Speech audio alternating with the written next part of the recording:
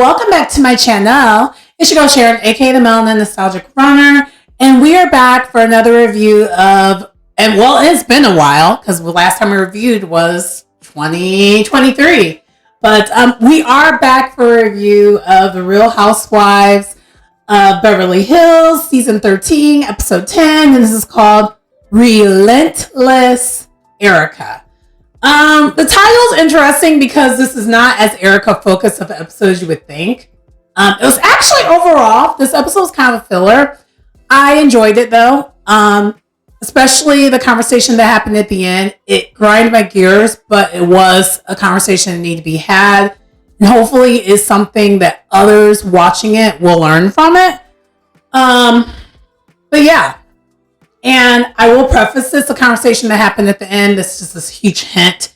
I don't think that conversation would have happened if Lisa Rinna was on the show.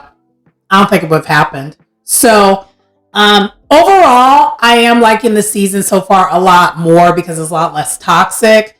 There's some shade. It's still a little toxic because Real House is a reality TV show. It's kind of one of those things like, I've never seen a reality TV show that's really, really lighthearted.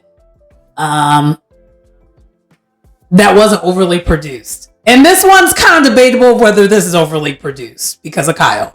But anyway, let's not waste any time. Let's get into it.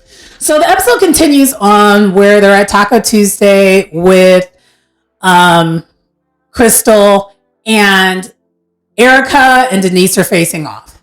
We left off where Erika basically snatched her wig. Not literally, but you know what I mean. Like, Erika basically said, like, oh, I just want to know who makes more money in OnlyFans, you or your daughter. And Denise is still just angry, and she's still trying to go at it with her. But Erika is just like, oh my gosh, I'm done. Like, you could tell Erika's like, I said what I said, and now let's just be done with this because you have nothing to say. And so Garcelle chimes in and asks Denise, what does she want from Erika? Like, where are we going from here on this? Which, good, thank you. Let's move this along. Denise is basically dying on this hill, stating that the inappropriate conversation that Erika had in front of her children about the threesome comment, and then also about the threesome comment she said about her child. Even though, so the way Denise tells it, you would think that Erika said all that out of nowhere. And that's not what happened. They literally were actually at dinner a day before talking about these things. And yeah. And Erika even states that. She's like, we were talking about this at a separate table. Your children were over because they were at Denise's house. And the children were like at the children's table, literally outside. And then the adults from the adult table. And Denise literally states, like, they all were basically talking about, you know, the sexuals of it all, the adult activities of it all.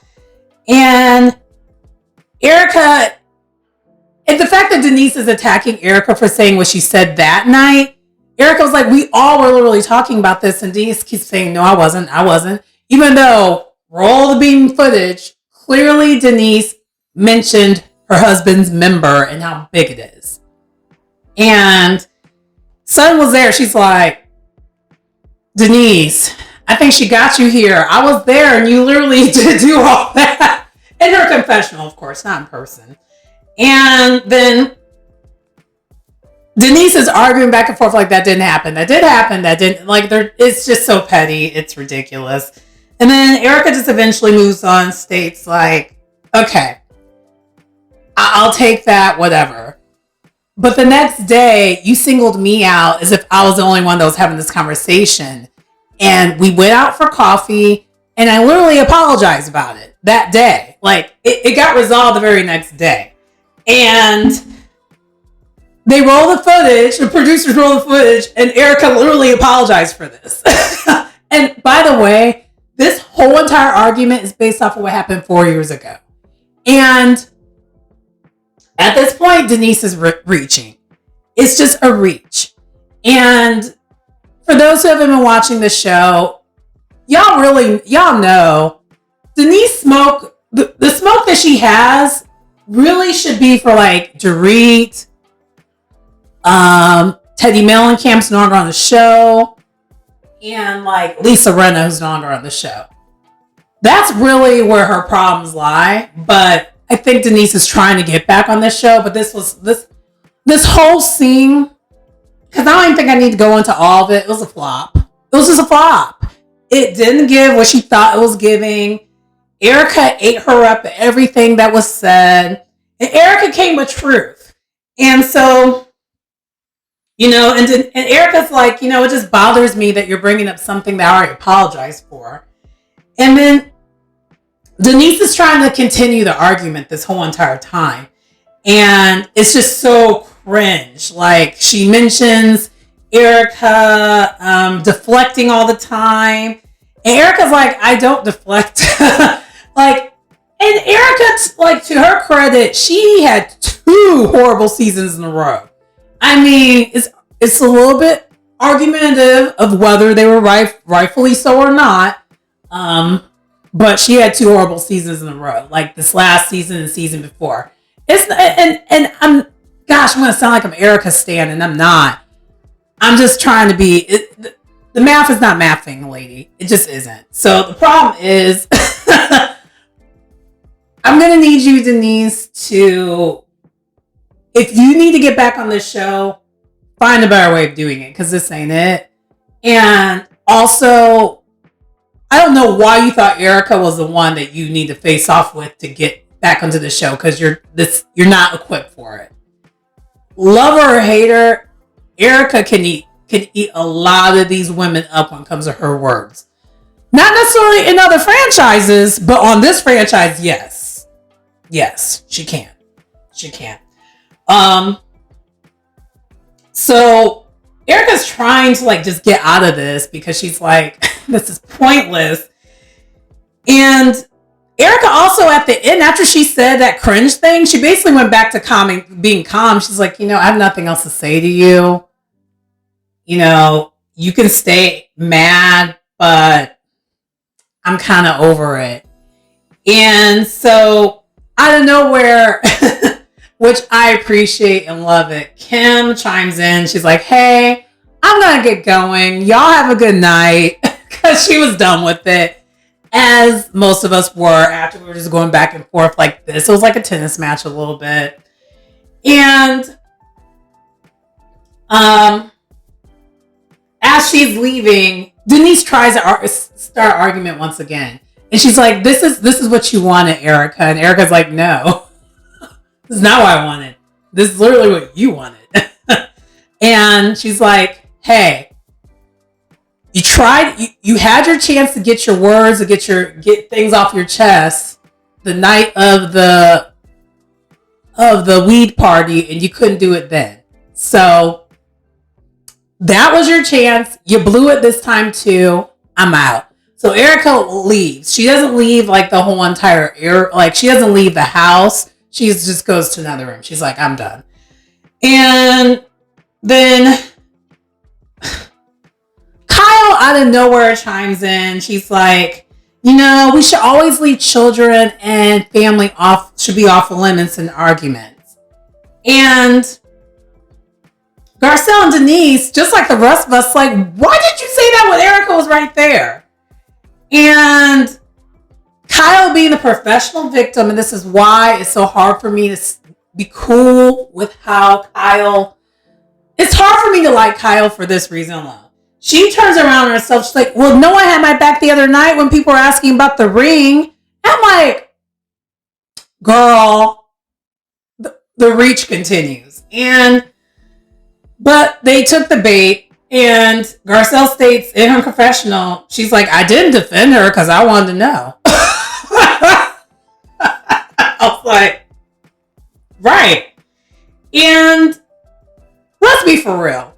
We're questioning Kyle because it's not about the ring. It's your whole entire change in lifestyle and behavior. You're not even the same person this season, and they want to know why. Anyone who wants to be your friend or wants to be close to you, they will want to know that reason. I'm not going to say all they want to know for the right reasons, but they just want to know. Okay. And this whole thing of making it about the ring is just silly. But that's Kyle for you. But anyway, Garcelle gets annoyed and she's just like, okay, I'm done. So Erika leaves. And in the not Erika, wow, Garcelle leaves because she's over it. And then Denise leaves with her because they showed up there together. And then Crystal states in her confessional that she thought Erika changed, but she sees that the old Erika's coming back. And then the rest of the ladies leave, and then Kyle jokes about Sutton about with the driver, not making out with the driver.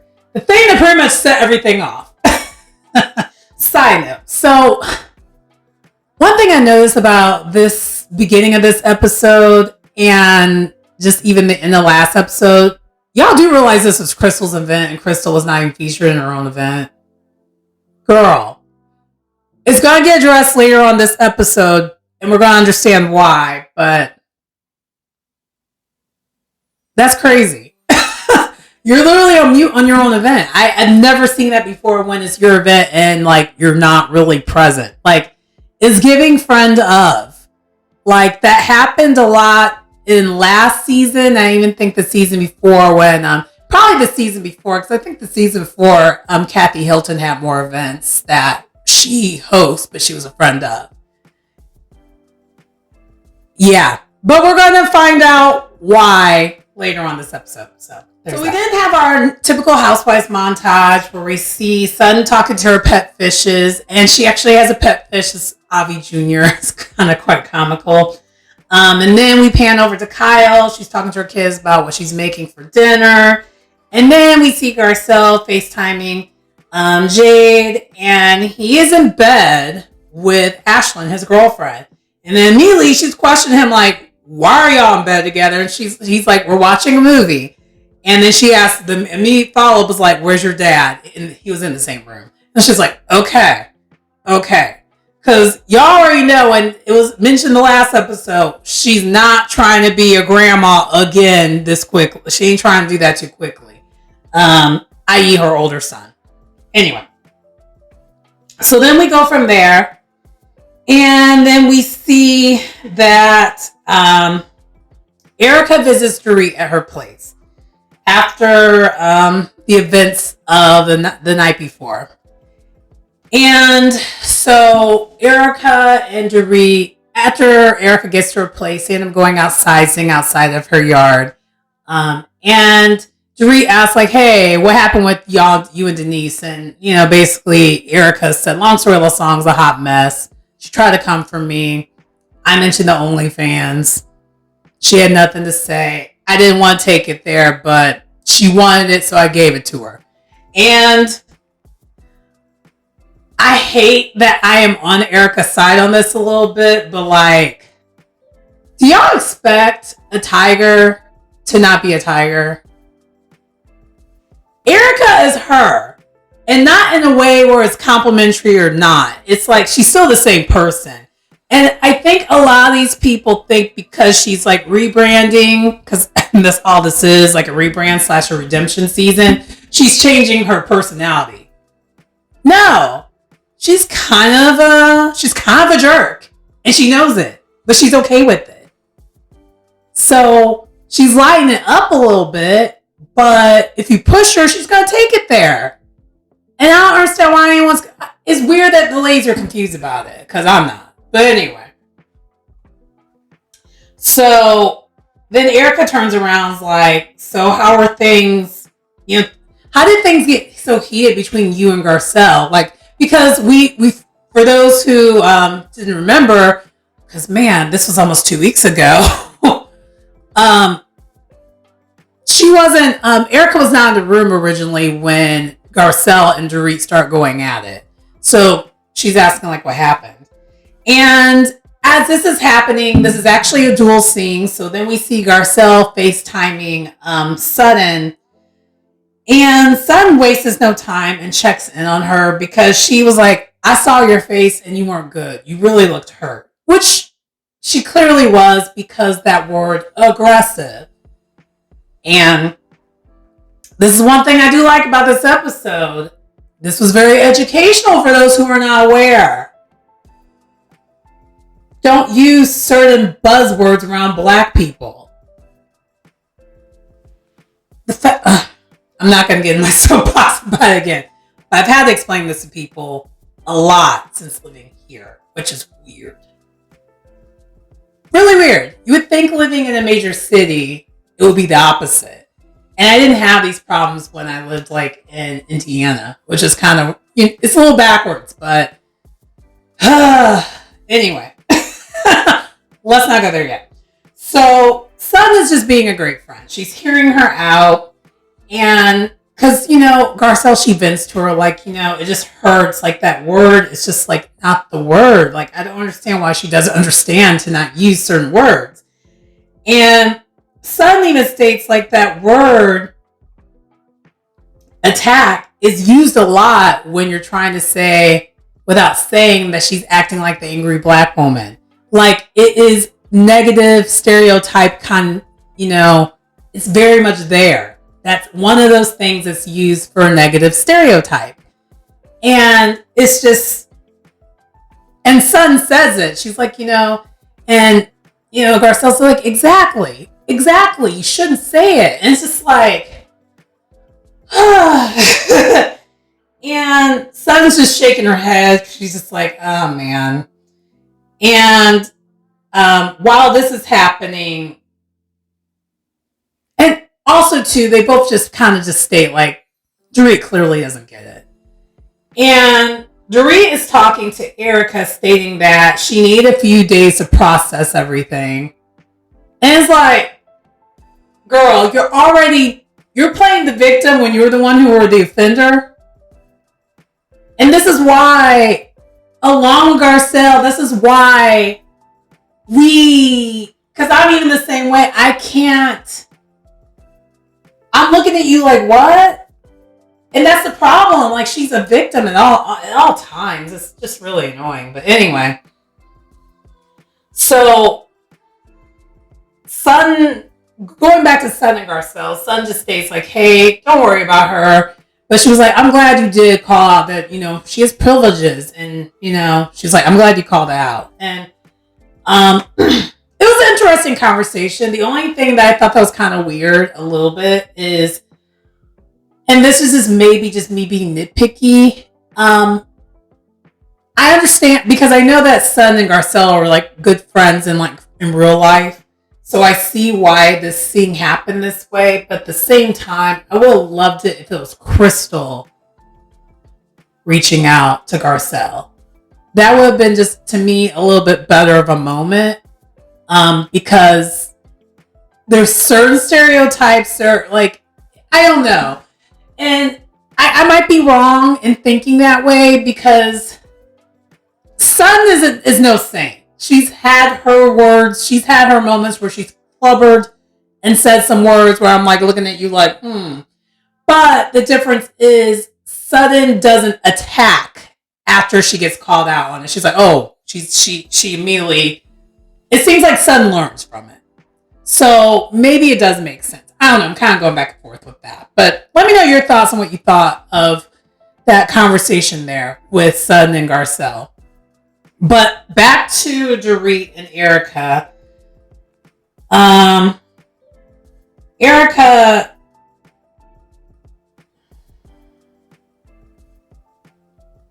Erika's listening to Dorit vent about it, and Erika basically has this expression if she still doesn't get it. And Dorit, because she's so kind of in her own world of self-absorbedness, she doesn't see that Erika's looking at her like, girl, you still don't get it. Because I don't know if anyone else caught it, but Erika literally had a little bit of a look like, girl, you really still don't get it. But in her confessional, Erika does try to give her a benefit of doubt, saying, I don't think she intentionally does this, but like, they're going to need to have a conversation. And she does state that, like, hey, you're going to need to talk to her about it. So next we have Sutton having another meeting with the matchmaker. Alexandria states, gives basically Sutton a grade on how the date went between her and Sal. And this whole scene was cute, funny, not very long, but we do find out in this scene that Sutton is going to work harder in taking Alexandria's pointers, and she's going to have a second date, but with someone else, not with the same guy. And from the picture, the guy looked good, and we find out later on this episode, he looked good. He looked good. So that's where we leave off with that. Next, we have Kyla at home, and she's waiting for, she's just getting some snacks ready for Kim, her sister, to join her. And side note, I love the fact that Kim has been in so many episodes. And this scene, I will say this though also, this was probably one of the few scenes that I've seen with Kyle that was not rehearsed. It seemed very real, seemed very raw. And this is a Kyle I want more of. I want the real Kyle. I don't like this put on Kyle. Attention seeking Kyle. This wasn't that. It was very much two sisters talking. I don't know why I said very much twice like that, but it was very much two sisters. Said it again. Have a drink every time I say that. But it was definitely two sisters talking, consoling each other. And it starts off though with Kim basically mentioning that I believe it's her daughter Whitney, she's having her wedding soon. And so she's like, hey, who are you inviting? Because I don't want people to be there that don't get along. Basically, she wants no mess at this event, which I get that. And then they get to the subject of Kathy. And this was heavy. It was a very heavy scene. I did tear up a little bit because, again, it was a super genuine scene. And this whole entire time, basically, Kim is trying so hard to be the mediator and get them back together. But it's triggering Kim, too, at the same time. Because one thing that we take away from this scene, because I don't want to spend too much time on the scene, because, again, I'm trying to shorten these reviews. But Kyle is triggered by Kathy two different ways. I think Kyle still has major unresolved issues when it comes to how they grew up, because Kathy Hilton is a lot like their mom, Big Kathy. The fact that they even have the same names, it's a little bit apropos. And Kim even sees it. It's kind of a thing where Kathy can be very mean, can be very not nice. So you do see here that a lot of what Kyle was doing last season, where she kind of came off as a victim. And the thing that's tricky with Kyle is she does it so much, you can't tell when it's real or when it's not. But in this case, because Kathy does have a pattern of times where she's angry and mean, and Kyle kind of, and Kim kind of co-signed a little bit while still trying to be the mediator. Yeah. It traumatized Kyle. So this is why Kyle behaves the way she does, where she's kind of an attention-seeking girl, but then also she has this avoidance thing about her.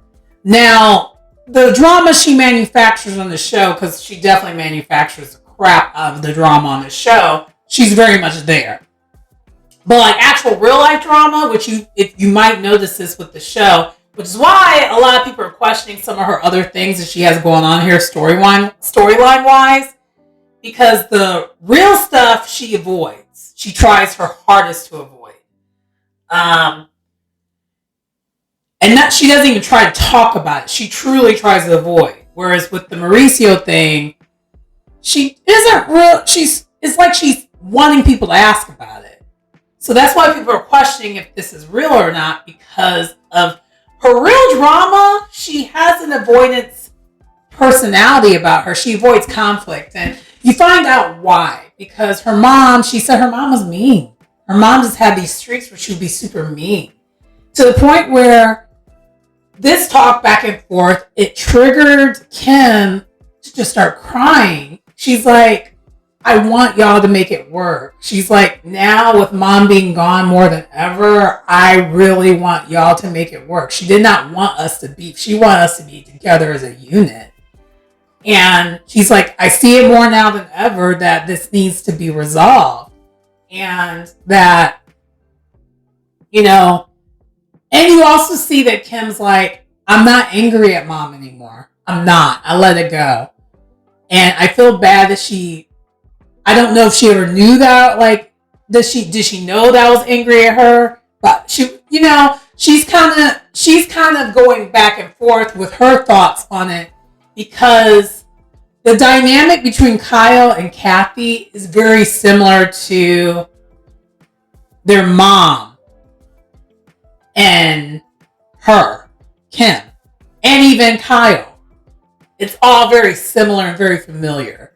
And long story less long, I really, really hope and wish they would just get family counseling, because I think they need it. And they're also both doing the same thing, Kyle and Kathy. They both are doing the avoidance thing a little bit, where so Kim, because Kyle keeps saying, I don't know if I want to fix it. Does Kathy want to fix it? And Kim's like, you do realize that Kathy literally does the exact same thing you just did right there. And so hopefully it does get fixed, because like or hate Kyle, the situation's sad. It just is. Okay. Next we have Crystal with her family they're cooking Passover. And we find out that Crystal and her husband and 2 kids, they like to embrace both their Jewish culture, because rhobh is Jewish, and then her Chinese culture. And they're so common. They're common enough where it's not that hard to merge them both. So they celebrate like both things. And so have a little bit of a Passover lesson, because they were talking about Passover, and then the kids are excused, and then we seeing the unseen footage that Crystal was not actually on mute at her party. So Crystal vents to rhobh about how like everyone just thinks she's so quiet and isn't engaged, and the ladies kind of got on her about that. And I'm sorry, the ladies are speaking to us as viewers too, because you need to be showing up to work, ma'am. Sorry. But we do find out why. So I say that, but I'm retracting it a little bit, because there is definitely a reason. And she does explain. She's like, I feel intimidated by these women, which that's pretty obvious. But then also she mentions that a lot of the women are getting thin. And for those who weren't watching last season, Crystal has an eating disorder. She suffers from eating disorder. And so the women around her are getting thinner. She basically says it's triggering her. She feels triggered. And I was even wondering that, side note, when Kyle blurted that insensitive stuff that she blurted out at her dinner party, insinuating that Sutton had a problem. I was wondering how Crystal felt about that, because she too has a problem, but the thing is, the ladies know about it. And so, anyway, Crystal's self-conscious around the ladies, because she's like, they're so thin and beautiful, and I don't know if I am. Like, she's in her head too much, long story less long. So then also too, she mentions and talks about her brother Jeff, and there's still resentment there too. And she thinks she's put too much pressure on Jeff, because when she got married and started having kids, the dynamic of her being because Jeff is the older brother, but the dynamic changed where Crystal now acts like the mom. And she doesn't know where that shift at, but Crystal knows she needs to work on it and let it go when it comes to all the things that she mentioned. And yeah, that's very clear, but also too, I could imagine she is putting pressure on her brother, because how much pressure she's putting on herself. Like, I feel it, understand it, but we want you on this show, Crystal. You actually seem super, super interesting. We just want to see it. I've been trying. I've been wanting you to stay. And honestly, let's be real. You're giving more than Anne-Marie is. Like, Anne-Marie wasn't even in this episode. And also, too, you're more likable. So y'all probably wonder, how did she catch that stray? She wasn't even on the episode to catch a stray. I don't know. I just gave it to her. But anyway, the next scene is Sutton meeting up with Steve, her second date. Love is in the air. Love is in the air. So this date was 1,000 times better.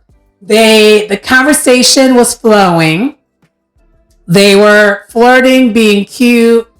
Sutton was being awkward, but I think she was being awkward and nervous because I could tell she actually kind of likes this guy. And she showed up to the date looking nice.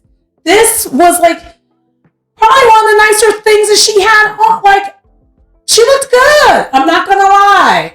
Sutton actually had a nice look to her. She looked good. He looked nice and fun. And so long story less long, they exchange the digits and they're going to go on another date. So the first date curse is broken. Hopefully we get to see this through, because I was so happy for her when I saw this thing. I was like, "Aw, I'm seeing," because also too, Sutton definitely she was loose. She was a lot more looser. So it really was a fun scene to watch. And hopefully she continues that trend. Because the guy was also cute too. He was a looker. So, yeah. All right. So the final scene in this episode, I kind of wish the final scene was reversed, but I understood why. Garcelle meets up with Dorit. And the reason why I'm saying that is because we went from super light and fun to this. This is not going to be light and fun, clearly, because the conversation is going to get had. So it's super awkward. They're both just kind of looking at each other. And Dorit does do the correct initial thing. She's like, "Hey, I'm going to leave the floor to you because, it's clear that you have some things to say. I'm going to leave the floor to you." So she started off well, and that's where it ended. After that, it just went to hell in a handbasket, basically. And not where it was going to be arguing or fighting like that, because Garcelle will never do that. Garcelle just isn't that girl where she's going to like argue down, yell, or anything like that. She has class. She has class. Anyway, so Garcelle tries to explain herself and state that the word attack is just not the right word, and there's certain words that are not right.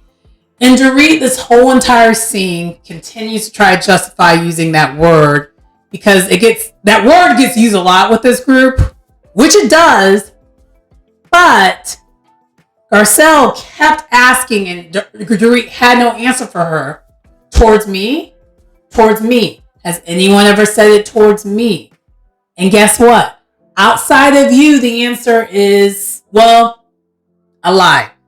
First season, Garcelle had to check a lot of them, because some of them were using those words.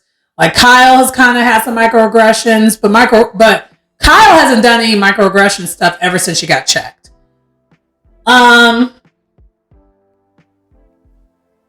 Lisa Rinna, she don't matter because she's not on the show.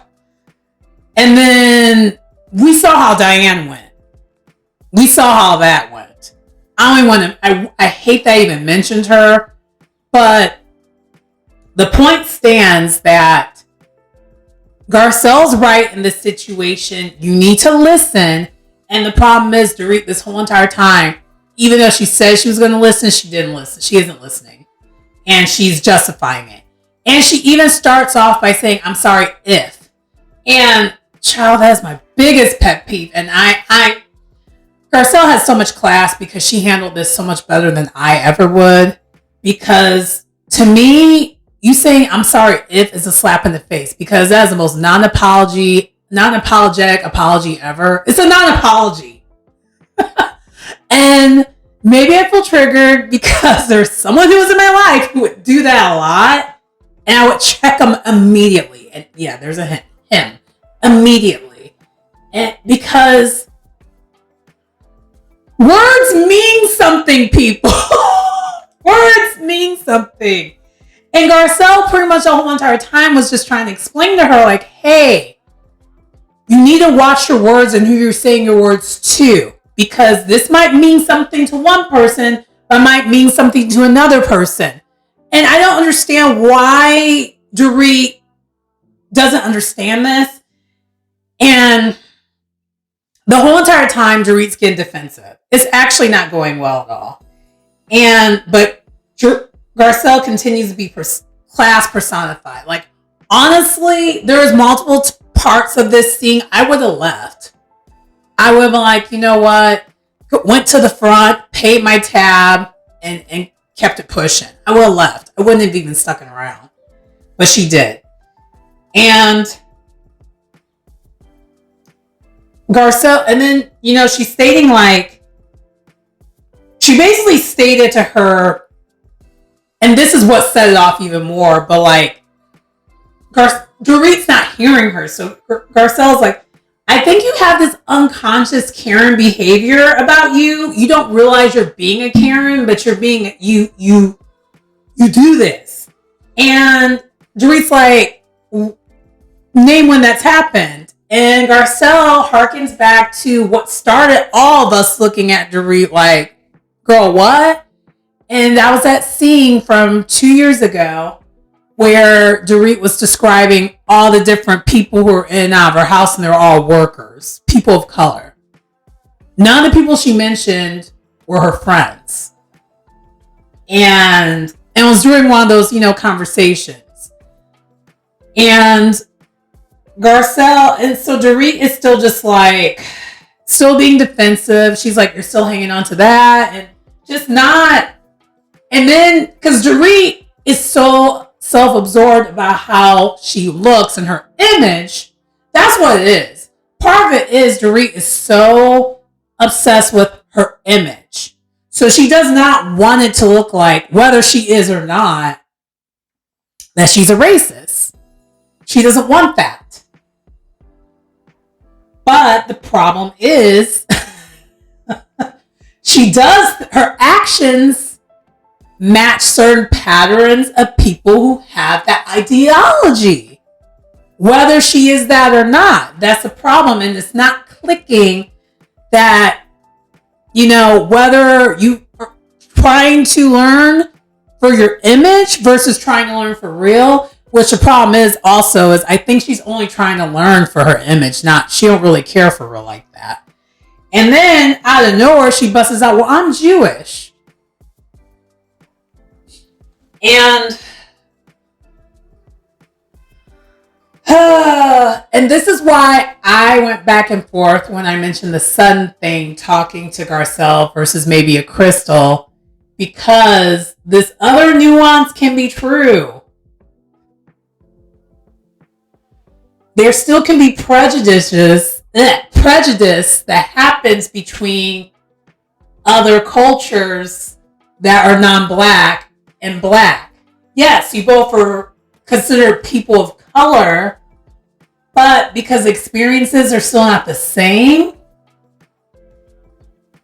the problem can still be a problem. Like the attack word probably still is not going to hit the same for even like Crystal. The only other person that would hit the same for is maybe like an Anne-Marie or Nia. Another black person, black woman.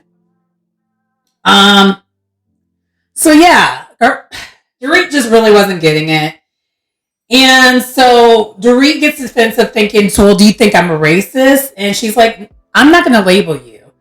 And then Dorit's like, well, it's being implied. She's like, well, it's not my fault that there's some racist undertones here. And I'm just like, Garcelle's right in this. It's like, how is it Garcelle's fault that your actions scream something? In order for you, maybe you should change your actions. Yeah, so you see why I was not happy about this being the final scene, because it kind of ended on the episode could have ended lightly, but it didn't. But this was an important conversation because it is one of those things that does come up in real life at all times. Where you have to try to, and at the end of the day, Garcelle is not trying to educate her. the reason why this meeting happens because they need to find a way to move forward within. They need to be able to coexist in this group. Honestly, if this is real life, I don't think they would even talk to each other again. But because this is a reality TV show, they need to be able to coincide, or else they're going to be Real Housewives of Potomac. Sorry. It just had to get straight right there because it was actually kind of appropriate. Considering the conversations that Real Housewives of Potomac also avoids. See how I tied that together? Anyway, but that does conclude the episode. They decided they're going to move forward, but nothing was really resolved, to be truthful. It was pretty clear it wasn't. But anyway, that does conclude the review. Please like, comment, subscribe to the channel if you get anything out of the content. It's your girl Sharon, aka the Melanin Nostalgic Runner, and I will see you next time. Bye.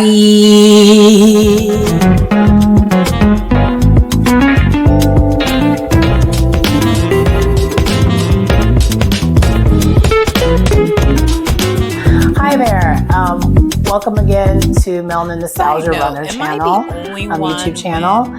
My name is Sharon. Today, the series that I wanted to present to you all is the Train With Me series. I was thinking about doing this training series. I was going to start when I started.